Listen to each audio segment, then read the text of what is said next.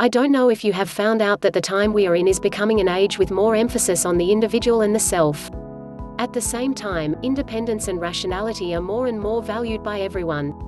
We all hope that we can change to be independent, to live the way you want, to pursue the future you want.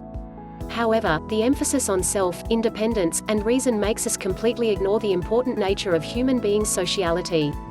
The existence of this social nature determines that we will instinctively care about what others think of us, and we will unconsciously want to be recognized by others.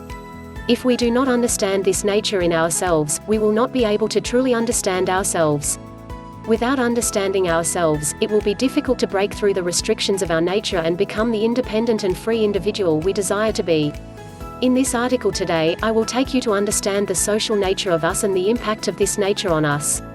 Evolutionary logic of self-esteem.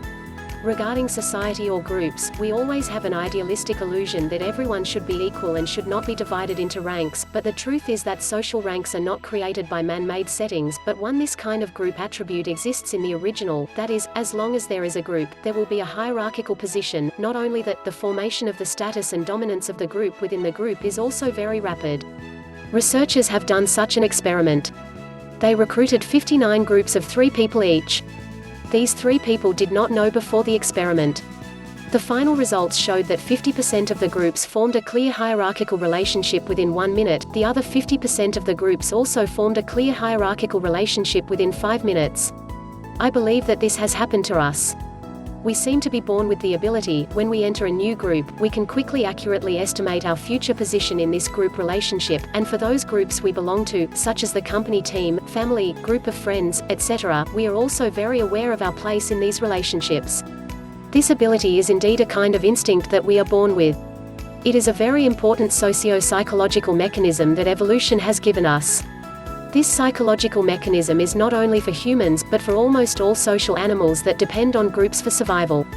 You may be wondering why there must be hierarchy in the group, and what is the benefit of this psychological mechanism that can quickly determine your own rank status? To explain this, we can assume such an original scenario. The 2 chimpanzees met because they saw the same sight. At this time, there is only one way to decide who the sight belongs to. That is, the 2 sides fight each other by force, and then the winner gets the sight. Although this method allows limited resources to be allocated, it is a very stupid strategy because the battle is costly for both the loser and the winner. The loser may be injured or even die, and the victory people may also be injured and have to consume a lot of energy for this.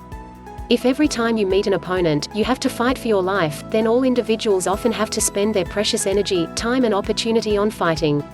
However, if the 2 sides knew stubbornness and weakness at the beginning, then the weaker side would naturally choose to give up at the beginning, so that the 2 sides would not have to spend the price on fighting.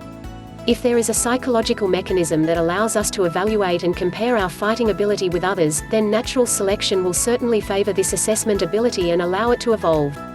It can be seen that the reason why social animals have evolved this psychological mechanism for judging the status of high or low status is because it can solve the problem of resource allocation within the group very effectively, will curb the thirst for resources and actively give resources to those with high status, so as to avoid conflicts and unnecessary losses.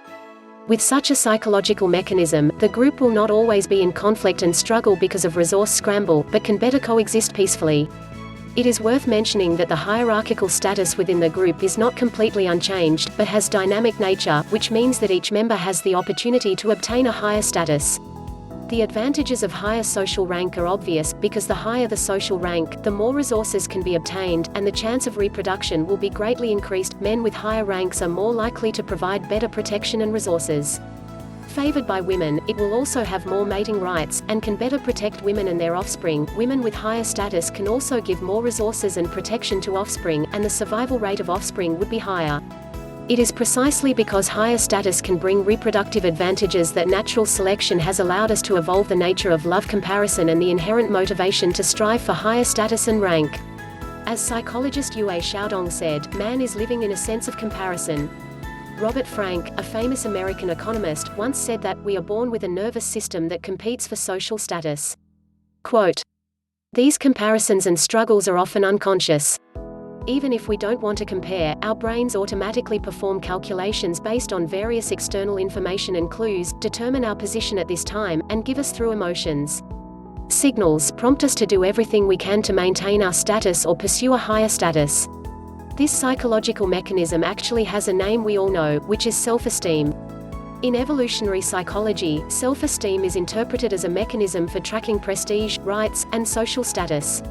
This psychological mechanism uses specific criteria to measure a person's prestige and status, thereby triggering emotions related to self-esteem. There is a fear called "I'm not good enough." Adler, the founder of individual psychology, once famously said, "All problems are interpersonal relationship problems." Adler's troubles in interpersonal relations are related to the psychological mechanism of self-esteem mentioned above. There is a very important concept in Adler psychology, inferiority, a word about self-worth judgment, which refers to a feel of less value. According to Adler, individuals cannot exist without social relations. As long as they exist in social relations, there will be comparisons. As long as there is comparison, there will be a sense of inferiority. However, Adler does not think that having an inferiority complex is a bad thing. As long as it is handled properly, the inferiority complex can become an opportunity for self-growth. Complex. If you think about it, we find that Adler's sentence really makes sense. If I now give you a piece of paper and a pen to write down the worries and anxieties in your heart, I might get a list like this. Afraid of not doing well, fear of making mistakes, fear of failure, fear of being criticized and accused, fear of not being recognized, fear of not being successful, fear of being inferior to others, fear that others look down on themselves, fear that others don't like themselves, fear of being disappointed in others. These anxieties and fears may seem different on the surface, but in fact they can all be attributed to a common fear, that is, the fear of "I am not good enough." For example, why are we always afraid of not doing well, afraid of making mistakes and failing? Because it makes us feel like we are incompetent. Incompetence means not good enough. For another example, why are we always afraid that we are not successful and that we are not as good as others? Because no achievement is worse than others, it means that you are ordinary, not excellent, and not good is not good enough. Why are we also afraid that we are not good enough? With the recent understanding of the evolutionary logic behind self-esteem, it is not difficult for us to understand that this psychology is essentially a self-defense because there is a logic behind it. If I am not good enough, others will not accept and recognize that I, without acceptance and recognition, is not important and has no status in the group. Without status means being bullied, exploited, or even eliminated and sacrificed. Therefore, when we are worried that we are not good enough, what we really need is actually the recognition and determination of self-worth and status. We need to be sure that we are important, worthy of acceptance and recognition. Only in this way will we feel that our subsistence is guaranteed and we will have a sense of security in the subconscious. However, in this era of highly developed social media, this sense of security has become more and more difficult to obtain, because social media allows us to live in comparisons all the time. Every time we turn on our mobile phones, the good life and success of others, the story will automatically appear in front of our eyes. Not only that, it also greatly expands our scope of comparison. In fact, what we see on social media is not the real world at all, but filtered and distorted, because people always like to exaggerate themselves and try their best to make them look more status and more successful. But the problem is that our brain doesn't know that it thinks what it sees is real.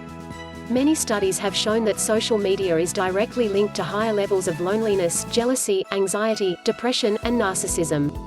This is why everyone is now generally anxious and their self-worth is low. If a person is in such a low value for a long time, it is easy to appear psychological problems and mental disorders. Postmodern psychology believes that a very important reason why people have psychological problems is that they fail to meet certain mainstream standards and expectations in the social culture in which they are located. At this time, you will feel that you are failing. Yes, it is not recognized by others. American psychologist and psychotherapist Nathaniel Branden also said that any mental illness, whether it is anxiety, depression, or fear of intimacy or success, can be traced to low self-esteem, low value. The problem. How to find inner security. Having said that, you may ask, what are the ways to get rid of the worry and fear of "I am not good enough" and the low value that I feel because I feel that I am not good enough? There are certainly ways. After the previous analysis, we have learned that the reason why we are afraid that we are not good enough is because we are afraid of losing our status and value. In fact, this need for a sense of value is not bad, but it also helps our self-development. It is because of this strong internal demand that we will continue to improve and strive to improve our ability. Make yourself a valuable person to others and society. Therefore, the key to the problem is not the need for a sense of self-worth, but rather the standards and methods of judging our self-worth. We always habitually take the results of our performance, compare with others, evaluate and think of us, and whether we have reached a certain mainstream standard to judge ourselves. Only when these are positive, we will feel that we are good enough and our sense of self-worth can be satisfied. Why is this problematic? It's very simple, because it depends on things we can't control ourselves. We have no way to control ourselves not to make mistakes and fail. We can't ensure that every time the results are satisfactory, all are successful, and there is no way to control others' evaluations and opinions of us, and no matter how good we are, there must be better people in this world than us. There is no doubt that when we build our self-worth on those uncontrollable results, we naturally live in anxiety and restlessness because of this uncertainty, and once the results do not reach the so-called good, the standard, for example, the planned task is not completed, has not been praised and recognized by others, or we see that others are better than ourselves, etc., we will immediately have a self-negative voice, I am not good enough. Your self-worth will also decrease. Although we have no way to control the result, one thing we can control is the way we look at the result. If we can look at the so-called bad and failures from a different angle, instead of treating them as a denial of self-worth, we can regard them as an opportunity for self-growth and compare them with self-improvement to connect, then we will not have the idea of, I am not good enough due to temporary deficiencies and failures, and we will not always live in worry and anxiety about whether we are good enough, but we can bring more focus on important goals. Of course, this kind of perspective conversion is not an easy task, because it requires our instincts inherent to ourselves and the already ingrained judgment habits to fight, and requires long-term deliberate practice to cultivate two new abilities and thinking habits: unconditional self-acceptance and growth thinking.